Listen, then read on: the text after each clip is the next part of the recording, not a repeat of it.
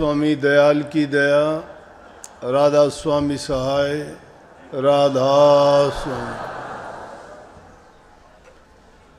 प्यारे साध संगत जियो, भाइयों बहनों, बच्चों, जितने भी आप सत्संग लाभ के लिए उपस्थित हुए हो, शांति से बैठ के सत्संग लाभ उठाएं। सत्संग के जो प्रेमी हैं उनको ना काम की परवाह होती है, ना ही वो छुट्टी, आराम या कोई दूसरा बहाना बीमारी का। जिनको नहीं आना होता वो नहीं आते, कोई भी बहाना लगा देंगे। लेकिन जिनको सत्संग में आना ही होता है तो ना मौसम की परवाह करते हैं, ना रोग बीमारी तकलीफ को देखते हैं। उनकी चाहत है, उनके सूरत को, रूह को जिस चीज़ की ज़रूरत है वो उसकी तृप्ति के लिए ज़रूर पहुंचते हैं, चाहे उनको कितना उसके लिए कष्ट उठाना पड़े और चाहे उनको कितनी भी परेशानी भी क्यों ना हो। और जब इंसान इस बात को समझ जाता है कि हमारे जीवन में हमें सुख देने वाला, बुराइयों से बचाने वाला और इस मनुष्य चोले का कल्याण करने वाली एक ही दवाई, एक ही वस्तु है जिसको हम सत्संग कहते हैं। सत्संग की आधी घड़ी तब के बरस हजार, फिर भी नहीं बराबरी संतन की वो विचार। सत्संग की तो आधी घड़ी, तुलसीदास जी तो कहते हैं एक घड़ी आधी घड़ी आधी से पुनियाद, तुलसी संगत साध की जो किन्ने स्वाद। कि जितने भी कम से कम भी समय भी क्यों ना मिले, सत्संग का तो एक वचन भी इंसान के जीवन को बदल के रख देता है। ना चाहते हुए भी कोई अगर सत्संग का वचन उसके कान में पड़ जाए, चाहे वो नास्तिक आदमी हो, और किसी वक्त में जब वो वचन उसके सामने आके प्रगट रूप में उसका फायदा करता है तो उसको देख के उसको बाद में पछताना पड़ता है कि हाय, मैंने अपनी ज़िंदगी का कितना अच्छा और कितना बेहतर मौका था वो गंवा दिया। अगर मैं सत्संग सुनता, उनकी बातों पर अमल करता और अपने जीवन में अपनाता तो मुझे पता नहीं कितना लाभ होना था।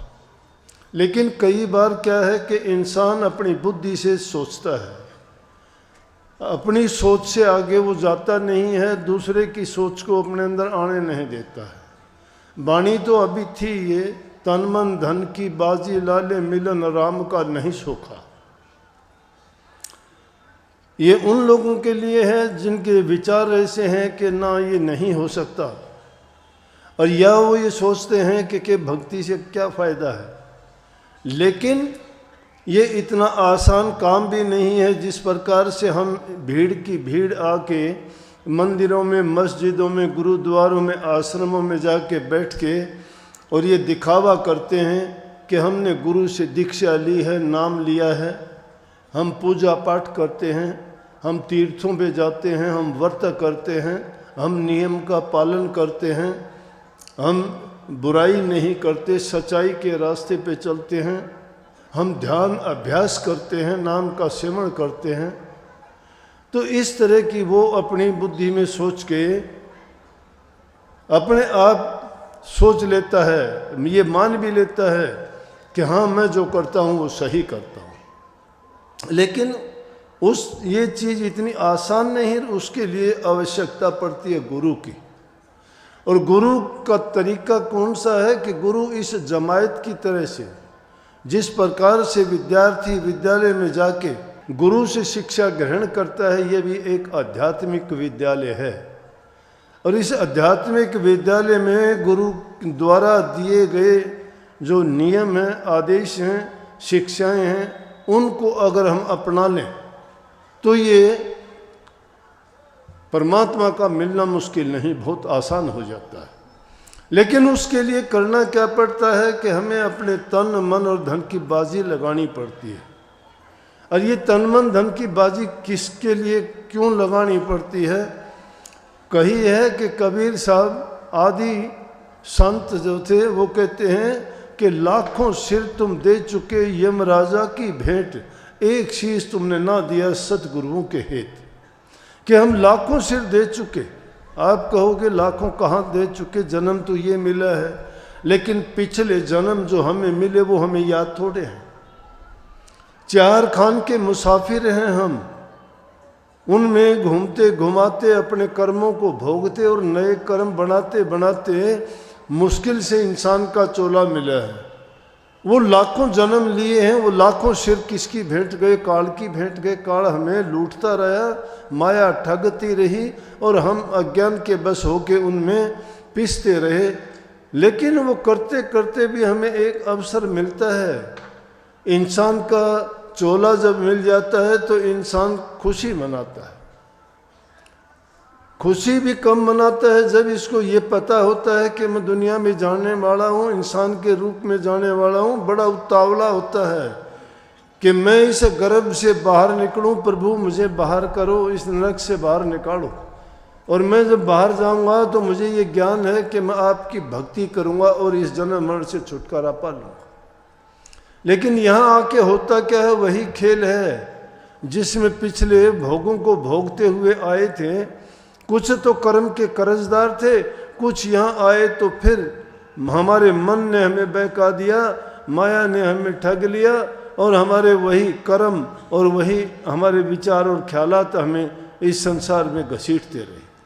अगर सतगुरु को एक शीश देते, कहने का मतलब गुरु की शरण में जाते और अपना अर्पण कर देते, तन भी मन भी और धन भी। और ये कहावत सी बन भी गई है, सीख लेते हैं बातों में, ग्रंथों में मिल जाती है कि गुरु के जब बनना चाहते हो तो गुरु को अपना तन मन धन अर्पण कर दो। तन मन धन अर्पण करने से तात्पर्य है कि जो भी तुम्हारा है सारी चीजें इसमें आ जाती है। तन में सब कुछ आ गया तुम्हारा। तन अगर किसी ने गुरु को अर्पण कर दिया तो ना तो उसका मन रहा, ना उसके विचार रहे, ना उसका कोई आज़ादी रही। क्योंकि वो कोई भी ना तो काम कर सकता है, किसके तन से काम करेगा? राजा जनक को जब ज्ञान हुआ था तो इसी चीज यही ज्ञान दिया गया था। इतनी बात उसको अष्टावक्र जी ने कही थी। उसने कहा था कि मुझे एक पल में कोई ज्ञान करा दे, और अष्टावक्र जी उनसे गुरु बन के, और जब उन्होंने कहा कि तन मन धन मुझे अर्पण करो अपना, उन्होंने क्या किया कि मेरे तीनों चीज आपके, जब आप गुरु हो गए तो मैंने सब कुछ आपको ही अर्पण कर दिया। लेकिन जब घोड़े पर बैठने लगे, उनसे सारी चीजें जब ले ली और राजा घोड़े पर बैठते हुए सोचता है, तो उसको कहा कि आपको मेरे मन से सोचने का अधिकार नहीं है। क्या सोचते हो मन में? ये मन आपका नहीं रहा, क्योंकि मन तो आप मुझे अर्पण कर चुके हो। और जब राजा जनक की आंखें खुली, वही सोचता रह गया कि बात ठीक है, मैंने मन तो गुरु को दे दिया, तन गुरु को दे दिया, धन गुरु को दे दिया, राजपाट भी इनका है, तो मुझे उनके मन से सोचने का अधिकार नहीं रहा। इस शरीर से मेरी मर्जी से कोई काम करने का मुझे आज्ञा नहीं है। तो बात तो ये थी बड़ी कठिन, और इसीलिए परमात्मा से मिलना मुश्किल है। तन मन धन की बाजी जब लगा दे, लगाने में तो क्या लगता है, कहने को सब कह देते हैं कि मेरा मुझ में कुछ नहीं, जो कुछ है सो तोर, तेरा तुझको सौंप तेरे क्या लागेगा मोर। लेकिन कहते हैं कि हाँ, तेरा तुझ में कुछ नहीं, जो कुछ है सो मोर, मेरा मुझको सौंप तेरे दिल धड़केगा तोर। फिर तो ये सोच लेते हो कि दिया नहीं जा सकता। हम डरते हैं संसार की चीज़ों को जो संग्रह करते हैं उसको अपना लेते हैं जो हमारी नहीं है। उनको छोड़ते हुए हमारे प्राण निकलते हैं, हाय क्यों गया। लेकिन जब जाते हो तो जब इससे भी ज़्यादा परेशानी होती है। जो पूरी जिंदगी में जो बनाया, जो कुछ किया, जो तुमने कर्म किए, क्योंकि वो बनाने के लिए कहीं झूठ बोली, कहीं आपने कपट किया, कहीं धोखा किया, कहीं किसी को दुख दिया, किसी को गलत वचन कहे गए। जिंदगी में काम करते करते अनेक प्रकार की बातें इंसान के साथ घटित होती हैं और वो सब आखिरी वक्त में याद आती हैं। पहले इंसान भूल जाता है जीवन में, आज किया है कल को भूल जाओगे, कल किया परसों भूल जाओगे। बचपन था भूल गए, क्या था नहीं याद। बचपन गया भूल गए, जवानी आई बचपन को भूले, जवानी के बाद में जब और बड़े हुए, शादी हुई, बच्चे हुए, माँ बाप को भूल गए। और जब माँ बाप को भूल गए तो उसके बाद बच्चों को अपना लिया, पत्नी को अपना लिया, घर गृहस्थी में इतने हो गए कि सब कुछ उनको ही मान लिया। लेकिन जब बुढ़ापा आया तो फिर सारी चीज़ें पुनः याद आ गई कि भाई बचपन मेरा ये था, जवानी में मैंने ये किया। इसी प्रकार से जब वो अंतकाल इंसान का आता है और वो सब किए कर्म उसको जब याद आते हैं तो एक प्रकार के उसके दिल में बहुत तड़फ, बहुत दर्द और इतनी पीड़ा होती है कि जबान अगर नहीं निकलती, आंखों से आंसुओं की धारा निकलती है और जीते जी वो इतना दुख भोगता है। बल्कि कई बार तो ऐसे हालात भी होते हैं कि इंसान पहले ही कहने लगता है कि अब तो परमात्मा मुझे उठा ले, क्योंकि कर्म की मार रुकान पुकार। जो कर्म किया जाता है उसका फल बन जाता है, उसके लिए कोई किसी की पुकार सुनता नहीं। उसके लेख लिखने वाले ने लिख दिए, वो अमिट है, बिना कागज के बिना लेखनी के लिखता है, वो किसी को दिखाता नहीं है तेरे ये हैं।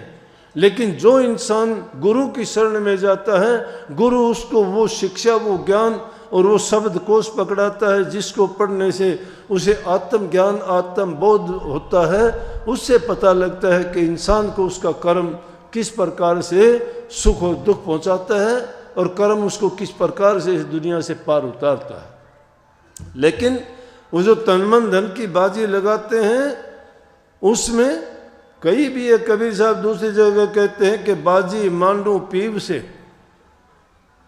अगर परमात्मा से ही मैं बाजी मान लूँ तो उसमें दोनों तरह से मेरी जीत है। अगर मैं जीत जाऊंगा तो उसका हो गया और हार जाऊंगा तो वो मेरा हो गया।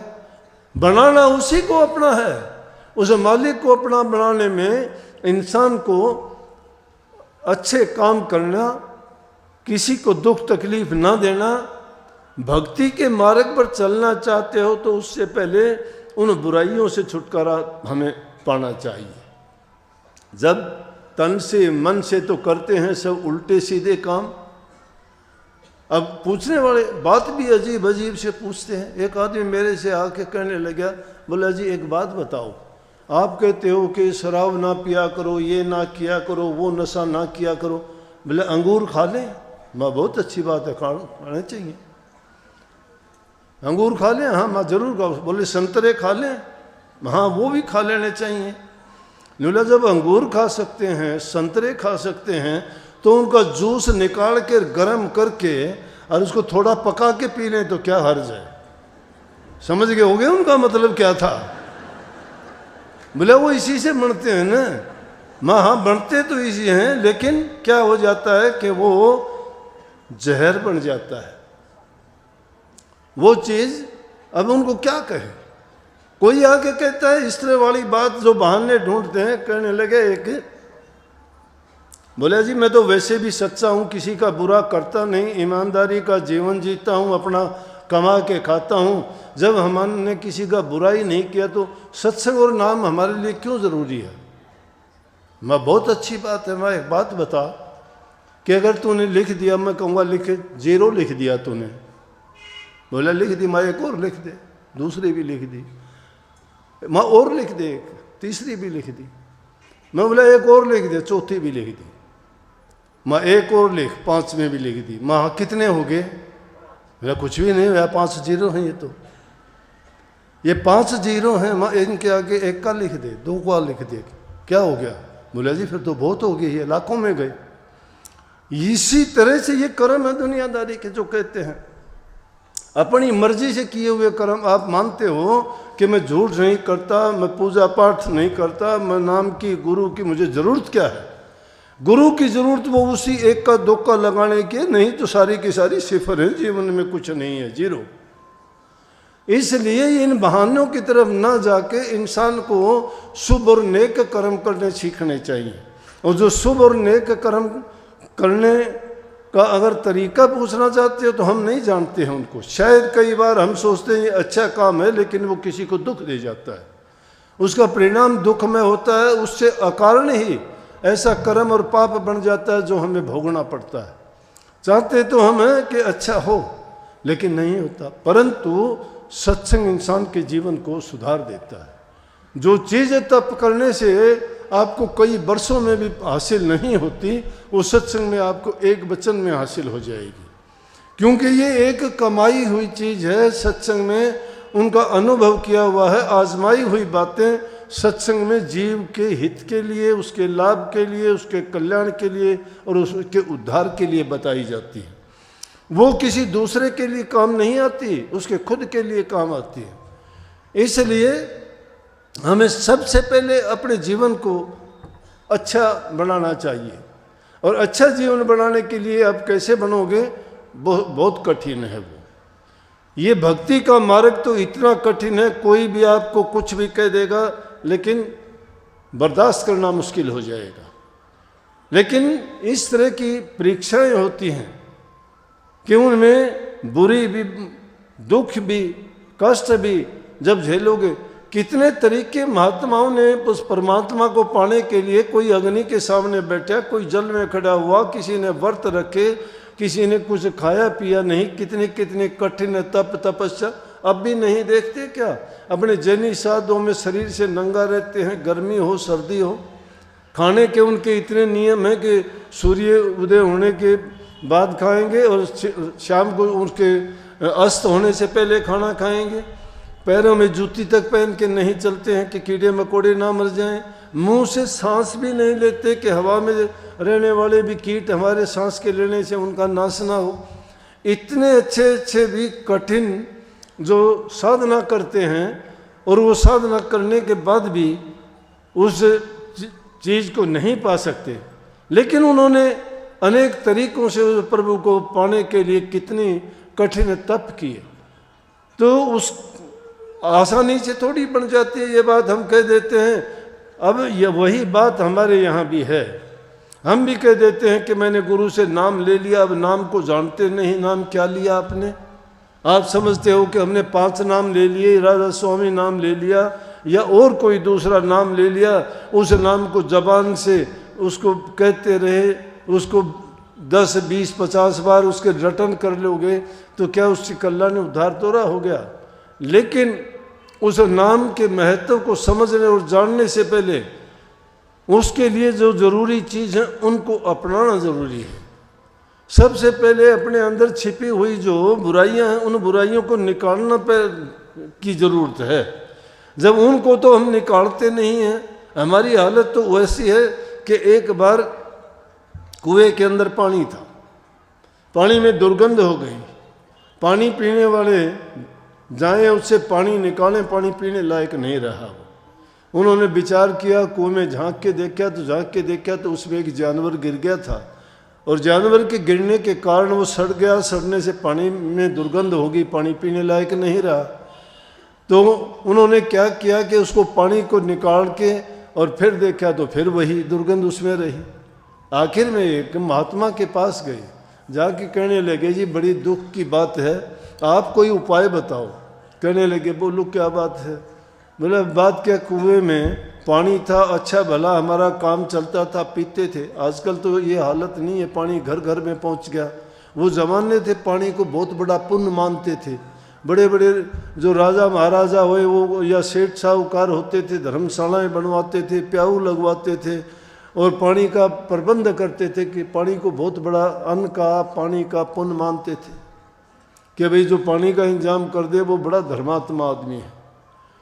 किसी को अन्न खिला दे गरीबों को, वो भी बड़ा पुण्य का काम है, धर्मात्मा है। वैसे भी शास्त्रों में जल को, अन्न को, इनको देवता ही मानते हैं, क्योंकि ये हमें जीवन देने वाले हैं। उन्हीं से हमारा शरीर चलता है और जीवन चलता है। महात्मा कहने लगे भाई बात क्या है? बोला जी कुएं के अंदर कोई जानवर मरा पड़ा, हमने कई बार पानी निकाला उसका, लेकिन पानी से दुर्गंध ही नहीं जाती।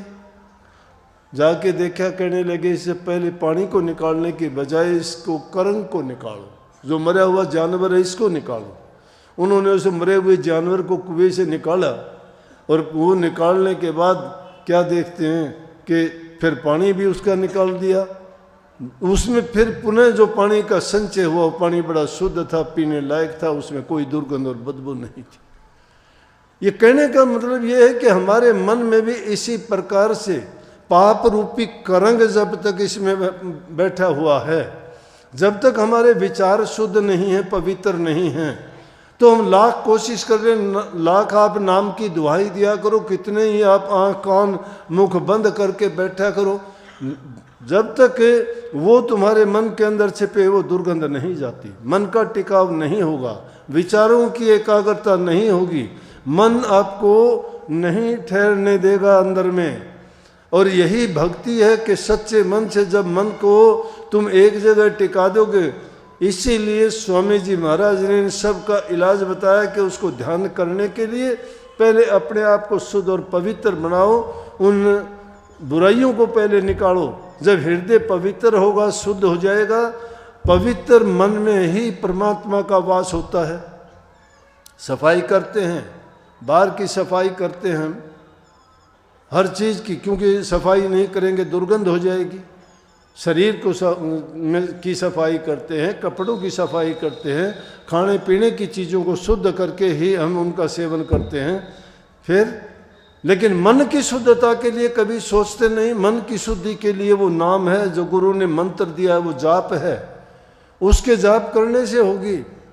लेकिन वो जाप तभी काम करेगा जब वो हमारे हृदय से बुराइयां निकल जाएंगी, बुराइयां उसमें विद्यमान हैं, तो कभी भी हम भक्ति के रास्ते में नहीं चल सकते। क्योंकि मन बैठते हो ध्यान करने के लिए, कई बार आके पूछते भी हैं कि जी मेरा ध्यान नहीं लगता, लेकिन दूसरे ही पल कह देते हैं लड़का शराब पीता है, घर में झगड़ा रहता है, ये नुकसान हो गया, वो हो गया। अरे जब ऐसी बातें मन के अंदर घर करे बैठी हुई हैं तो किसी का भी मन नहीं लगता। अगर कोई कहता है नहीं हो सकता ऐसा, कोई बिरला ऐसा होगा जिसका पहले से ही जिसने अपने मन को टिका रखा है कि ऐसी आपत्ति और विपत्ति आने के बाद। हम सामाजिक प्राणी हैं, जब तक हमारे दिल में तकलीफ है, घर में परिवार में दुख है, हमारे खाने पीने रहने जीने का इंतज़ाम और प्रबंध नहीं है, तो ये मिथ्या बातें हैं भक्ति की। लेकिन उन चीज़ों को हम देखते तक नहीं हैं और बात बनाते हैं कि मेरा ध्यान नहीं लगता, या हम झूठ भी कहते हैं कि मेरा ध्यान लगता है। ध्यान नहीं लगेगा, ध्यान लगाओगे जब भी बैठने का प्रयास करोगे तुम्हारा मन उन्हीं चीज़ों को ढूंढ लेगा। जो चीज़ दबी हुई तुम्हारे मन में है वो निकल के उस ध्यान के वक्त में सबसे ज़्यादा आगे आएंगी। नाम का तो पता ही नहीं कहाँ छोड़ दोगे, सुमरण भी जब करोगे। स्वामी जी महाराज ने कहा कि गुरु का ध्यान करो, क्योंकि गुरु का ध्यान करने से गुरु हमें जो ज्ञान देता है, हमेशा जिस चीज़ का भी ख्याल और ध्यान करते हो उसी के गुण हम में आएंगे। गुरु ने क्योंकि हमें नाम दिया है, गुरु में वो गुण है भक्ति वाले, गुरु में त्याग है, गुरु में तप है, गुरु में साधना है। जैसे का तुम ध्यान करोगे वैसा ही तुम्हारा भी हो जाएगा। किसी भी चीज़ का ध्यान आप करके देख लो, मन में कोई भी बात विचारोगे वैसे ही ख्याल होंगे। बुरे इंसान का भी करके देख लो, एकदम क्रोध जाग जाएगा आपके हृदय में। जब हमारी रहनी अच्छी नहीं है तो कहनी करने से क्या फ़ायदा। रहनी अच्छी जब होगी कि जब हम पहले अपने शारीरिक रूप से मानसिक रूप से पवित्र होंगे, तो ही आत्मिक रूप से आगे बढ़ पाएंगे।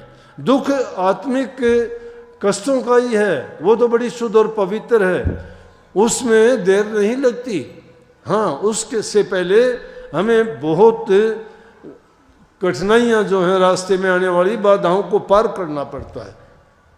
इसीलिए संतों ने सूरज शब्द का योग बताया। सूरज शब्द का योग क्या है कि अपनी आत्मा को उस शब्द से जोड़ना।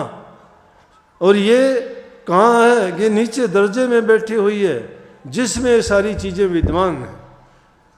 शरीर में सारी चीज़ें विद्वान हैं। जब तक शरीर में हम उन चीज़ों में बरतते हैं तो उसकी कोई गिनती नहीं है कि उसको हम ख्याल भी कर लेंगे या ध्यान भी कर लेंगे या किसी मंजिल की ओर लेके भी चलेंगे।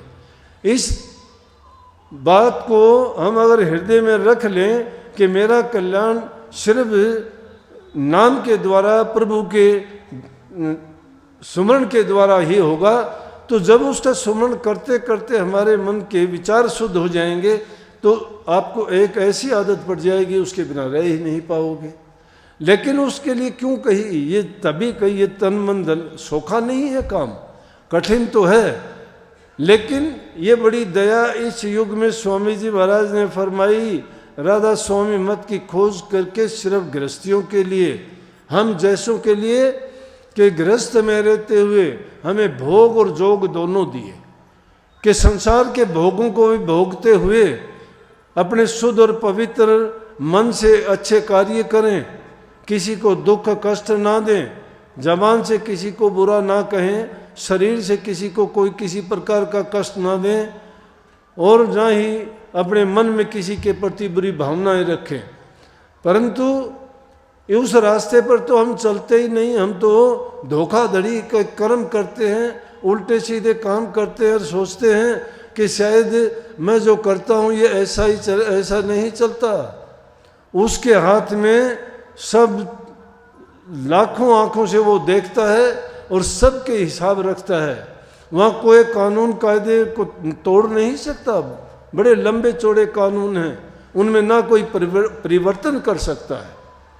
इसलिए भाई आदमी पहले अपने जीवन को अगर संवार ले, मैं कहता हूँ भक्ति बेशक ना करना, कभी नाम एक मिनट के लिए भी नहीं लेना, लेकिन आप कर्म शुभ करना सीख जाओ।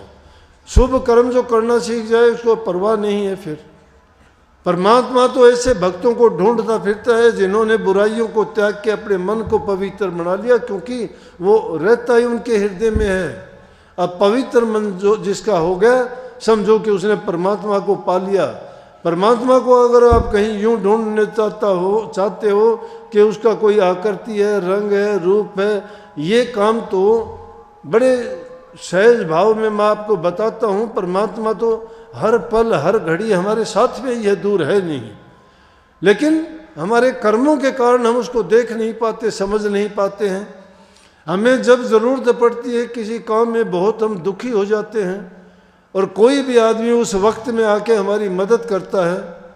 जान लेना चाहिए कि जिसको हम जानते नहीं, कोई उसका मतलब नहीं है, फिर भी हमारी मदद करता है। हमने तो याद परमात्मा को किया था, लेकिन काम हमारा सहज में किसी आदमी ने कर दिया, तो किसने किया? परमात्मा ने किया। उस वक्त में वो परमात्मा की प्रेरणा से ही वो इंसान परमात्मा रूप होकर अपना काम करता है। और ये जरूरी नहीं है कि ज्ञान आपको यहीं से मिले, गुरु से मिले। दत्तात्रेय जी ने 24 गुरु बनाए थे, हर चीज से ज्ञान मिला। किसी से सच्चाई मिली, किसी से गंभीरता मिली, किसी से शीलता मिली, किसी से उन चीज़ों को ही मान लिया, क्योंकि जिन चीज़ों को देख के अपने मन में ख्याल और विचार करता गया और एक के गुण को उनको अपनाता चला गया, उन्हीं के कारण उसका सारा काम बनता चला गया। उसको उन चीज़ों की करने की जरूरत ही नहीं रही। क्यों कही? रविदास जी ने भी सीधी एक बात कही कि मन चंगा तो कठौती में गंगा। मन चंगा अगर हो जाता है, मन की शुद्धता आ जाती है, विचार तुम्हारे पवित्र हो जाते हैं, तो तुम्हारे लिए सारा सब कुछ अच्छा है। जिसके विचार अच्छे हैं उसके लिए दुनिया अच्छी और सच्ची है, लेकिन जिसके विचार अच्छे नहीं, विचार अच्छे ना होने का कारण वो भी हम हैं। अपने बच्चों को अच्छे संस्कार नहीं दे पाते। आज देखते हैं कि युवा पीढ़ी है किस ओर जा रही है, देख देख के हैरान हो जाते हैं। छोटे छोटे बच्चों को नशे की लत है, और वो नशे भी अजीब अजीब तरीक़ों के कहते हैं। कोई इंजेक्शन लगाता है, कोई सूंघने की, कोई पता नहीं कैसे कैसे। कई लोग आके बताते ये ऐसा करता है, बर्बाद हो जाते हैं। कहीं धनवान बनने के चक्कर में कोई जुआ खेलते हैं। ये आजकल फ़ोनों में ऊट पटांग बातों को देख के इनका चरित्र बनना कहाँ था, बिगड़ रहे हैं। जो चीज़ें उनमें देखते हैं, अब ये कहें तो सब ये लोग खिलाफत करेंगे कि ये तो गलत है, क्योंकि उनको उन चीज़ की आदत पड़ चुकी है। वो भी एक नशा है। ये नहीं है कि नशा सिर्फ किसी नशीली वस्तु को ही नशा कहें। जो उन फ़ोनों में आज जो गंदी बातें देखते हैं, बुराइयां उसमें सीखते हैं, जुआ खेलना उससे सीखते हैं, ऊट पटांग जो बातें, एक दूसरे को गाली गलौज, एक दूसरे को क्या का क्या बोलते हैं, इतना भद्दापन और इतना भूंडापन उनमें जो देखते हैं, वो उससे भी बुरा नशा है। उसके बिना वो नहीं रह सकते। इसलिए इस ऐसे हालात में सत्संग इंसान के लिए बहुत ज़रूरी है। और उस सत्संग के लिए, सत्संग अगर किसी को मिल जाए तो भाग सराहना चाहिए। सबसे उत्तम भाग हमारे हैं। हम पहली चीज़, इंसान का चोला मिला, बड़ा कठिन है। ये तन तुमने दुर्लभ पाया, कोटि जन्म जब भटका खाया, या को अब वृथा मत खो, छिन छिन चेतो भक्ति कमाओ। भक्ति करो तो गुरु की करना, मार्ग शब्द गुरु से लेना, शब्द मार्गी गुरु ना होवे तो झूठी गुरुआई लेवे।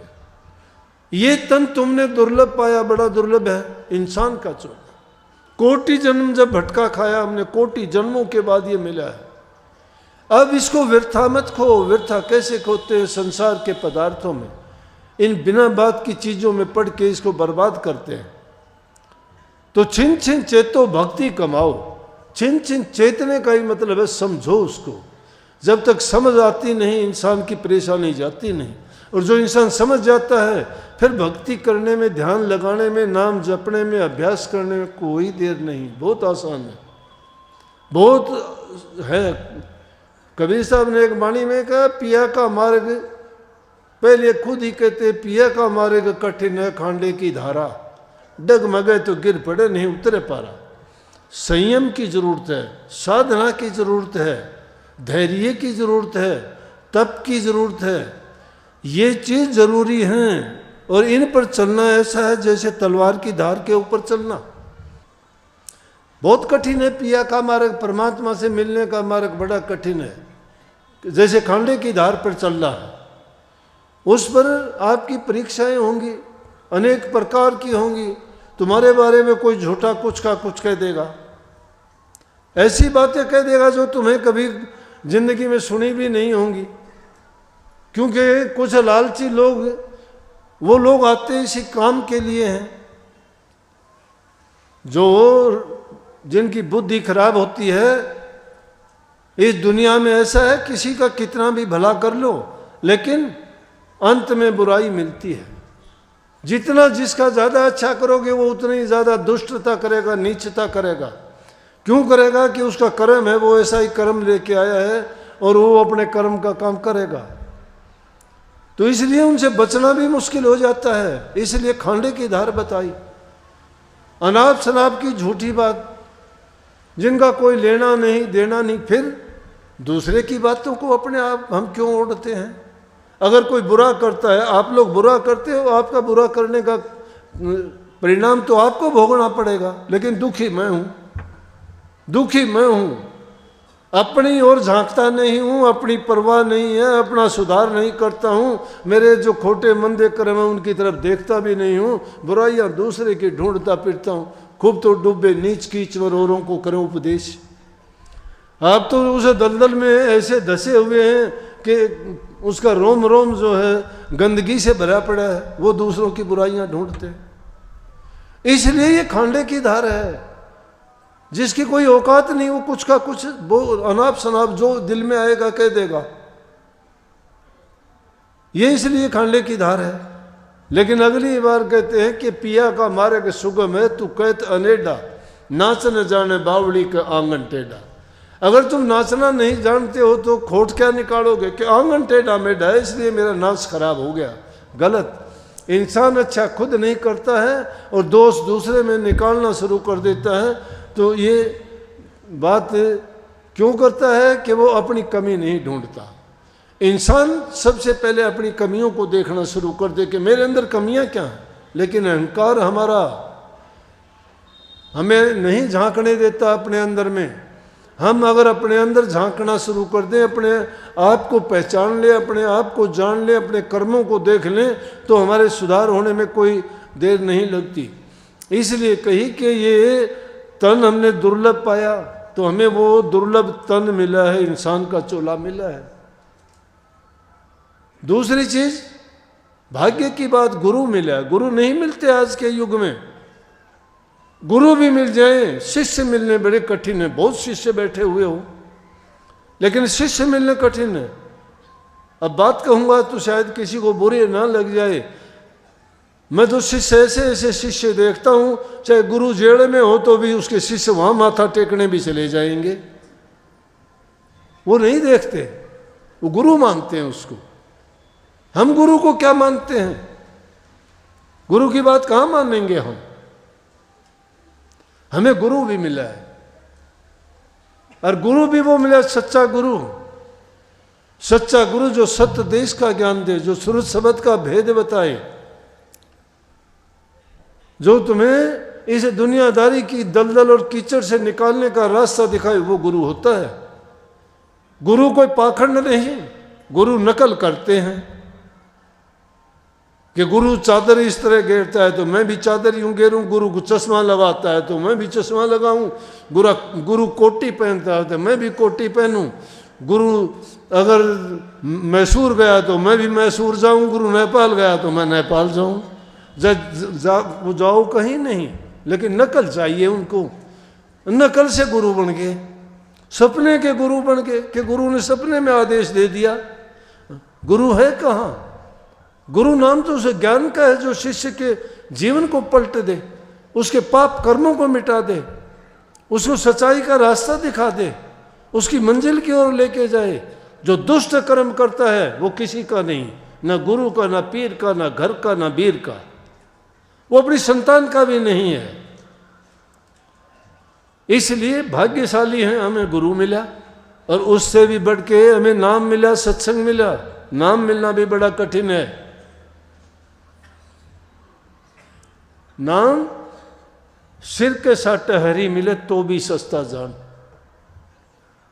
अगर हमारा सिर दे के, सिर देने के मतलब क्या है कि अपना सब कुछ दे के भी अगर हमें नाम की दीक्षा मिल जाए तो भी समझो सहज में और सस्ते में हमें मिल गया, हमारा काम बन गया। बड़ा कठिन काम है। हम तो सोचते हैं कि भाई ये नाम मिल गया, किसी को 5 नाम की कोई जाप करता है, कोई राधा स्वामी नाम को जपता है, कोई सोम, कोई सतनाम, कोई और ओम नमः, कोई कुछ अलग अलग कितने नाम हैं।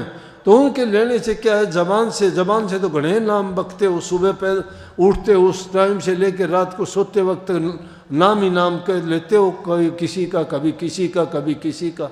लेकिन वो नाम किसके? निंदा के, चुगली के, बुराई के, कपट के, छल के, बेईमानी के। कभी किसी के हित की बात, कभी कोई पुण्य की बात, किसी के जीवन सुधार की बात के नाम लेते हो क्या? वो नाम है। अगर किसी को तुम सुख देते हो, तन से देते हो, मन से देते हो, वचन से देते हो, वो नाम है। किसी जीव पर दया करते हो, परोपकार, परहित करते हो, वो नाम है। इस नाम के भरोसे मुक्ति चाहते हो तो झूठ है, ये कपट है, धोखा है, ये अपने आप से धोखा करते हो। सच्चा नाम तो इंसान, अरे नाम कहते हो सच। मैं ऐसे ऐसे आदमी बता दूं, जाते सत्संगों में हैं और उनके बात और तुम सुन लो तो उनके कर्म देख लो। तो कोई तो अपनी बहू सास को नहीं टिकने देती, बेटा बाप को नहीं टिकने देता, भाई भाई का गला काटने को तैयार है, कोर्ट कचहरियों में मुकदमे चलते हैं। वहाँ सत्संगों में आके हम जो है सत्संग और शब्द सुन के गर्दन हिलाते हैं, बड़े मस्त हो जाते हैं। देखने वाले सोचते बड़ा भगत है। भाई भगत है कि क्या है वो? उसके विकार निकले क्या? जिन्होंने सत्संग अपना लिया, गुरु से दीक्षा ले ली, किस गुरु ने बताया कि तुम एक दूसरे के साथ ऐसा बुरा व्यवहार करो? कौन सी शिक्षा है? कौन सा ऐसा गुरु या कौन सा ऐसा धर्म, पंथ, मजहब है जो ये सिखाता है? कोई मजहब दुनिया का ये नहीं कहता। सब कहते हैं प्यार करो। सब में राम है, तुम में भी, मुझ में भी, सब कीट पतंगे में, सब में, कण कण में। किसका बुरा करते हो? अपने ही पैर कुल्हाड़ी खुद मारते हो। परमात्मा के बनाए हुए संतान, उनके साथ हम अच्छा बर्ताव नहीं करते, उनका दिल दुखाते हैं, उनको दुख देते हैं। किस लिए? क्या मिलेगा? कर्म खोटा हो जाएगा, कर्म का दोष और कर्ज चढ़ जाएगा, भोगना पड़ेगा, लूले लंगड़े काने अपाहिज होके दुनिया में दोबारा आना पड़ेगा, भोगोगे, पछताओगे, दूसरे का सहारा तकोगे, देख देख के तुम्हें कितना दुख होगा। ऐसे लोग अपने कर्म के मारे हुए ही अपने अंग भंग के कारण दुनिया में आते हैं। और जिन लोगों ने अच्छा किया था, अच्छे पुण्य के कार्य किए थे, वो राजा बाबू सेठ साहूकार बन के आते हैं, हर प्रकार से शरीर के सर्वांग संपन्न होते हैं, उनको अच्छे परिवार, अच्छे माँ बाप, अच्छी तालीम, अच्छे गुण और अच्छे संस्कार मिलते हैं, और उनको पाके फिर पुनः अच्छे कर्म करके अपने घर को चले जाते हैं। फिर उनका दुनिया में दोबारा आना जाना नहीं होता। ये दुनिया बड़ी अच्छी है, लेकिन उसमें अच्छाई हम खोज नहीं पाते। जिस प्रकार से कीड़ी को अगर कहीं महल में भी छोड़ दिया जाए, शीशे का महल हो, वहां भी वो बिल खोजने का प्रयास करती है। इसी प्रकार से निकम्मे आदमी ऐसे, इस देश में सुख सागर है, ये दुख सागर नहीं है। कबीर साहब ने कही है, मत जाइए हंस प्यासा, सुख सागर में आए के मत जाइए हंस प्यासा। ये सुख सागर है। हंस इस जीव को कहते हैं कि अरे सुख सागर में आके भी अगर तू प्यासा जाएगा या ये अवसर तू चूक जाएगा, फिर कहाँ ऐसा मौका मिलेगा। ध्यान करो, इसके साथ साथ सारी चीजें साथ चलेंगी। कभी ये सोचते हो कि पहले मैं ये चीजें छोड़ दूं, नहीं, इनके साथ साथ ये कोशिश करो, जब भी मन भागता है संसार के विषय विकारों की तरफ से, मन को हटाओ। ये भागेगा, इसकी आदत है, ये बिना पंख का पक्षी है, उड़ेगा। ये सब मन का खेल है। मन ने कहा तो आप आए हो, मन कहता है तो यहाँ बैठे हो, मन नहीं कहेगा चले जाओगे। और जो आदमी कोई बुरा करता है उसको करने दीजिए, वो अपना कर्म बढ़ाता है। देख लेना, उसको सजा मिलती है, बच नहीं पाता, कोई नहीं बचा कर्म से। इसलिए कही है, अच्छी करनी करना रे भैया, कर्म न करियो काला, लाख आँख से देख रहा है तुझे देखने वाला, उसकी तेज नजर के आगे कोई नहीं बच पाता। उसकी बड़ी तेज नजर, लाखों आंख है उसकी, उससे नहीं बचोगे। इंसानों से तो नजर की चोरी कर लोगे, पीठ पीछा तक लोगे, जुल्म पाप का जीवन बिताओगे, छल कपट कर लोगे, करते हैं लोग।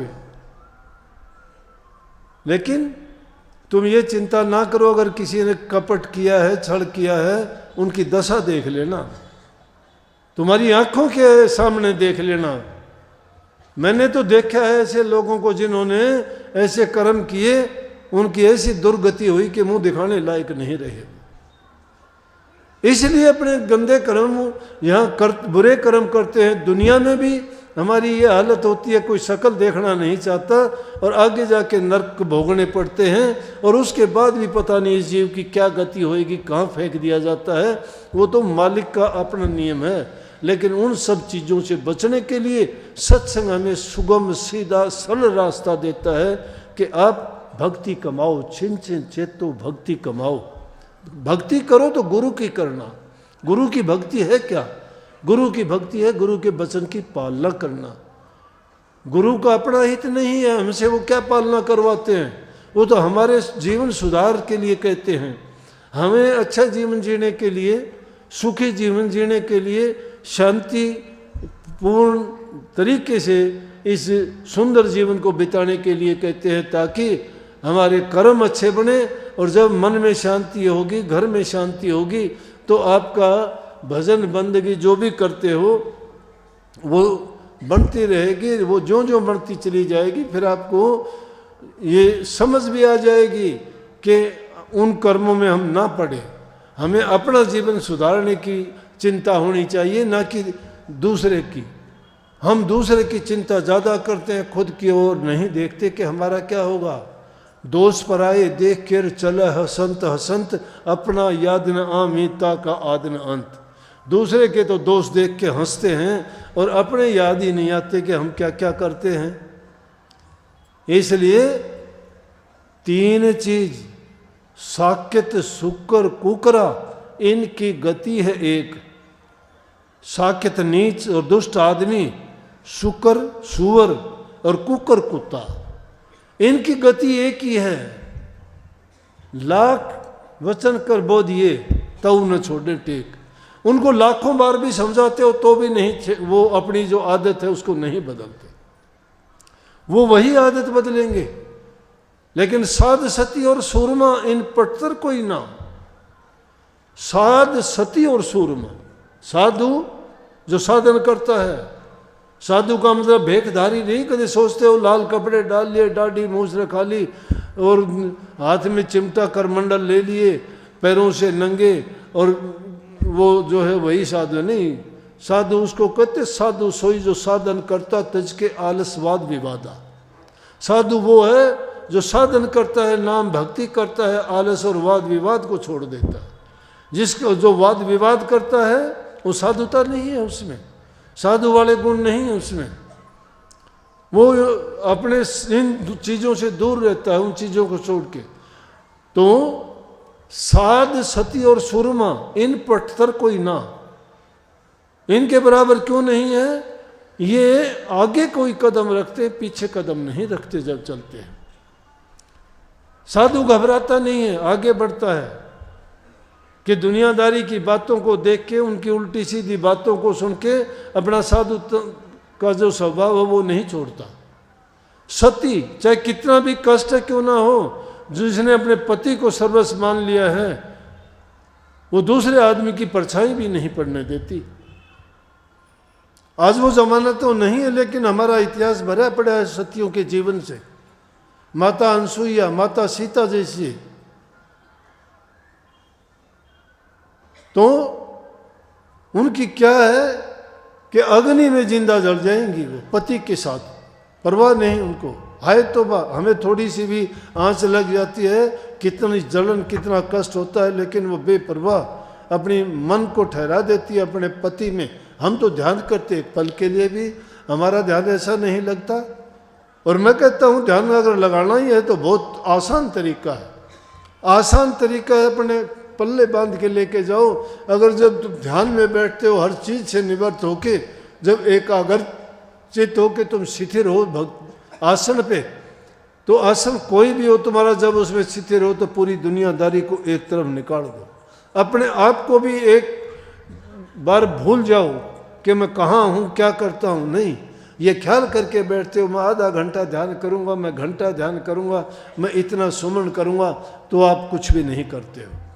फिर तो आप घड़ी और मिनटों को गिनते रहते हो, और बीच में बल्कि उठ के देख भी लेते होगे, ओ अभी तो 15 मिनट हुई, आधा घंटा नहीं हुआ। तो वो ध्यान नहीं है। ध्यान चाहे 2 मिनट के लिए करो तुम, वो तुम्हारा जो है लाख मन के बराबर हो जाएगा।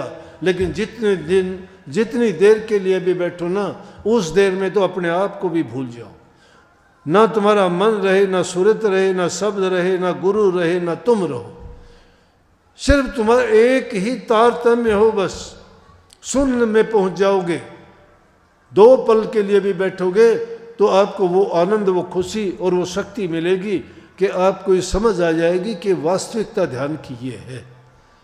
जिस ध्यान को तुम करते हो, जिसमें नाम का सुमन करते जाते हो, बार बार नीचे ऊपर, अगर तुमने उसे नाम को ही जपना है तो नाम के जपने का एक तरीका, थोड़ा नाम के तो कई हैं, जबान से जपते हो, जाप है वो।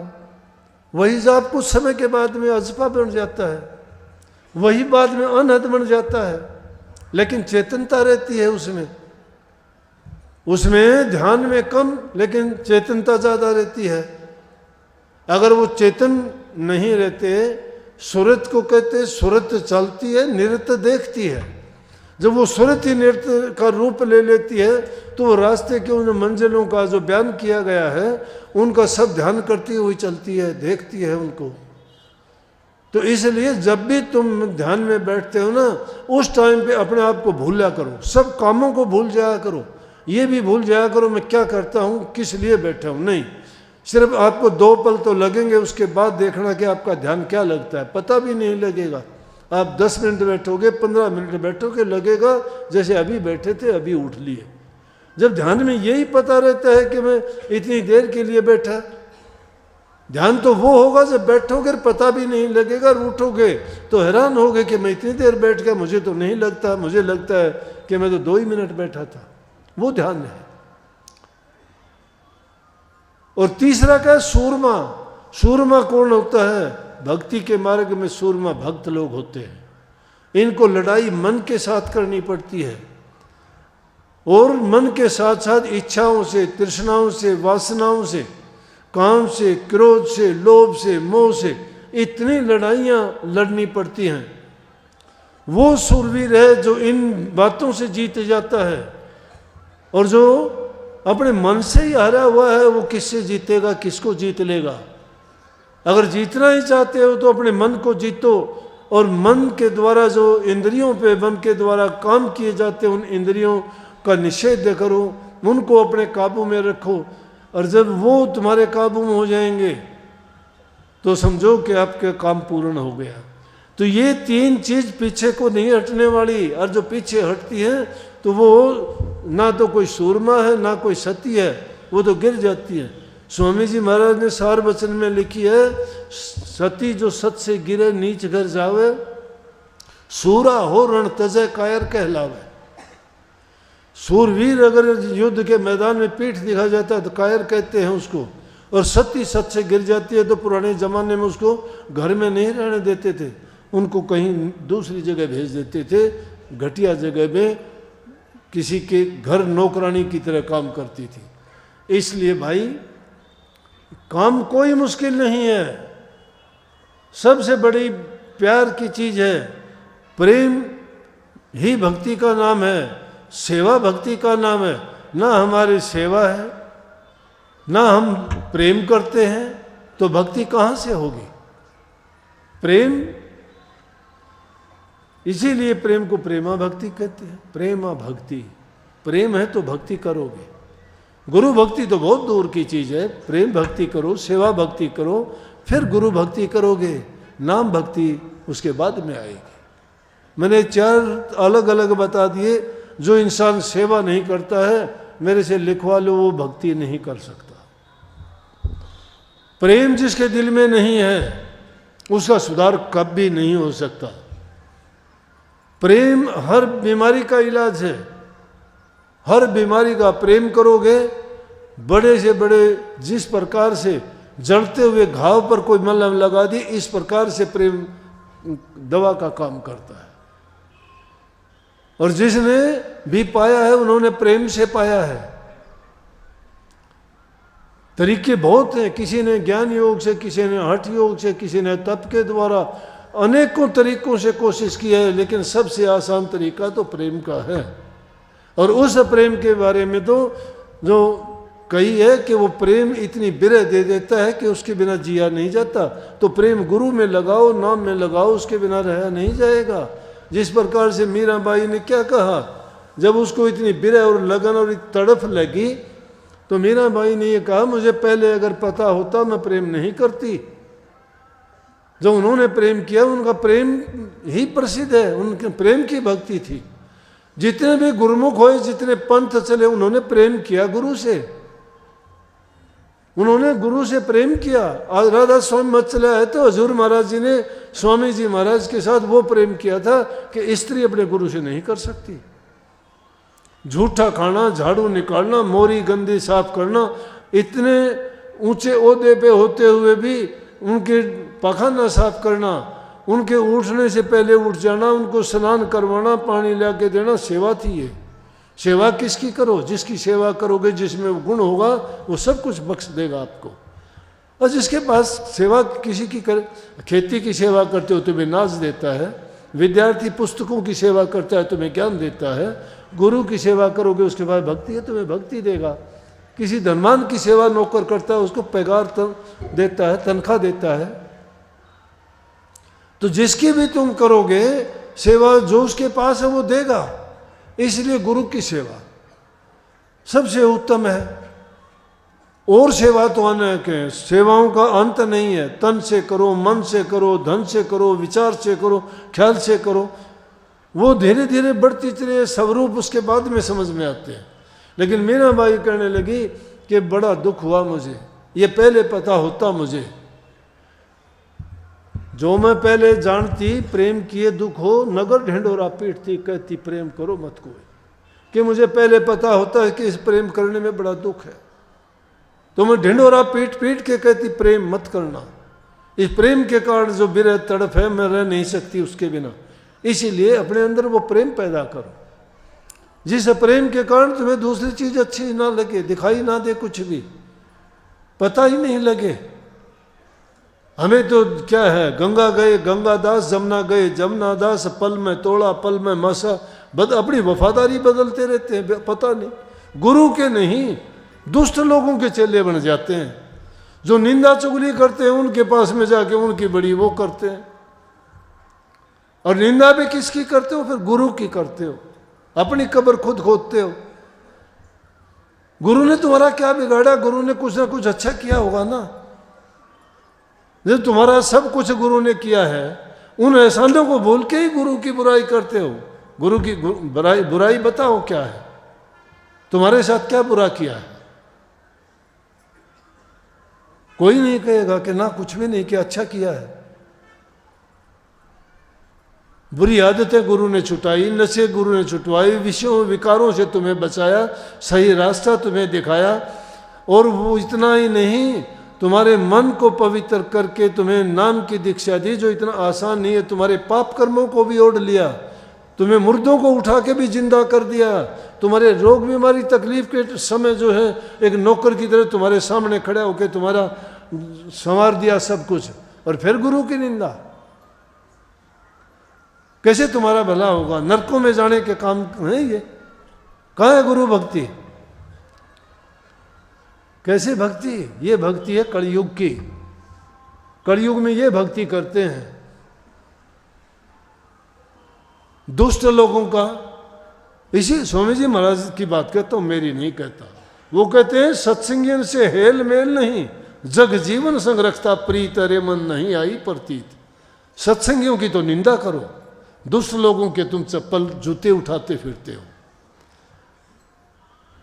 इसलिए भाई ये भक्ति का मार्ग कठिन है, वहां सहल भी बहुत है, लेकिन टिकना बड़ा कठिन है इसमें। जो टिक जाता है ना, इसीलिए महाराज जी कहा करते कि टिका रहे मत हो डामा डोल, डिगे की कोडी नहीं टिके के लाखों मोल। जो डिग जाता है उसकी कोई कीमत नहीं है, और जो टिका हुआ है उसके लाखों मोल हैं। टिकना ही मुश्किल है। वो टिकना यहाँ नहीं, ध्यान में भी टिकना ही है। वो टिकने का मतलब रुक जाना, ठहर जाना, संयम बरतना, धैर्य रखना। और जो धैर्य और संयम रखता है उसको सब कुछ उसके सामने पता आ जाता है, सब कुछ उसको दिखाई देता है। इसलिए भक्ति के मार्ग पर चलते हो, पहली चीज है घरों में प्यार प्रेम से रहो। छोटी मोटी चीज के लिए किसी का बुरा ना करो। अगर कोई किसी चीज से खुश होता है, दे दो उसको, दे दो उसको दे दोगे, उसकी भी जो तृष्णा से मिट जाएगी और तुम्हारा कुछ नहीं घटेगा। तुम्हें तो 1000 गुना ज्यादा मिलेगा उसका। 1000 गुना मेरे से लिखवा लो, कुछ नहीं घटेगा। मत छोटी छोटी थोड़ी जगह के लिए लड़ाई झगड़े ना किया करो। किसी की मोरी बंद कर दी, किसी का रास्ता बंद कर दिया। ये मत घरों में उल्टी सीधी बहुओं को कुछ बोल के ना दिल दुखाया करो। तेरी माँ ने कह दिया, ब्याह में के ले आई थी, तेरी माँ ने के सिखाया, के पढ़ाया, बहुत गलत है। कदर करो इंसान की। मिट्टी की भी कदर करते हो, उसके भी सुंदर बर्तन बनते हैं। मिट्टी की भी अगर तुम अच्छी तरह से उसको पानी में गूंथ के और उस कदर उसकी करते हो तो सुंदर बर्तन बनते हैं जो सारे काम आते हैं। परमात्मा की बनाई हुई मूर्तियों को दुखी करते हो तो परमात्मा आपसे खुश कैसे होगा?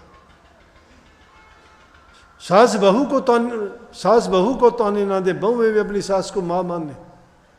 भाई भाई का गला मत काटा करो, वो भी तुम्हारा भाई है। वो भी तुम्हारे पिता का अंश है, वो भी तुम्हारी उसी माँ के पेट से पैदा हुआ है। छोटी छोटी बातों के लिए इतने बड़े बड़े हम वो कर देते हैं कि हमारा जीवन बर्बाद हो जाता है। एक का अगर बुरा करते हो ना, बुरा करते हो, कुछ नहीं मिलता है, कुछ नहीं मिलता। जेल की रोटियां खानी पड़ती हैं, या किसी के गोली के शिकार बनते हो, या पुलिस से अगर गंदा मंदा करोगे, पुलिस वालों से गाड़ी खाओगे, ठोकर खाओगे, बुरा गंदा भद्दा बोलेंगे, लोगों की नज़रों से गिरोगे, कोर्ट कचहरियों में लुटते फिरोगे, क्या आएगा हाथ?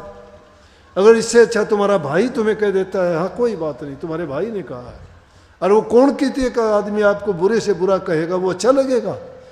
इंसान की समझ। अरे कोई निर्बल है, दुर्बल है, उसको दबाने का कोशिश करते हो तुम, और तुमसे ताकतवर है तो उसके सामने बिल्ली बन जाते हो। नहीं, दुर्बल के सामने भी वैसे ही बनो। कुछ नहीं घटता इंसान का, मैं बताऊं, ये दुनिया दो, चाहे कोई कितना अच्छा कर ले, उसको 10 दिन के बाद कोई याद नहीं करता। अगर तुम्हें यकीन नहीं है तो 10 दिन कहीं जाके देख लो, 10 दिन के बाद में कोई पूछेगा ही नहीं कौन कहाँ गया। 2 दिन तो पूछेंगे कौन था, कहाँ गया वो, हमने ऐसा देखा है। तो ये इंसान की कदर है।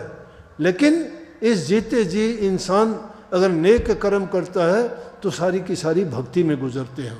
नेकी कर,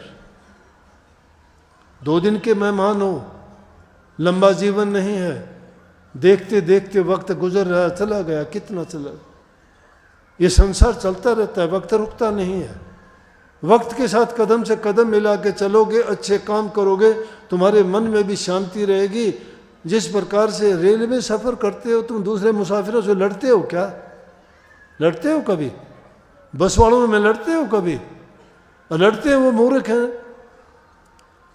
वो बस तो जाएगी, रेल जाएगी, तुम्हारा स्टेशन आएगा, तुम उतर जाओगे, उनका आएगा, वो उतर जाएगी, वो चलती रहेगी। ये वक्त इसी तरह चलता रहेगा। साथ बैठ के तिर जाओगे, हंसी खेलते जाओगे, मस्ती में जाओगे, तो सफ़र भी कट जाएगा, दुख भी नहीं होगा, किसी का दिल ना दुखाओगे, ना तुम्हें पीड़ा होगी। लेकिन ना समझी के कारण अगर गलत करते हैं तो सब कुछ हमें दुख भी होगा, पाप भी लगेगा, और वो कर्म भोग भी बनेगा। इसलिए ज़रूरी है इन चीज़ों को अपनाओगे, भक्ति होगी आपकी पूरी।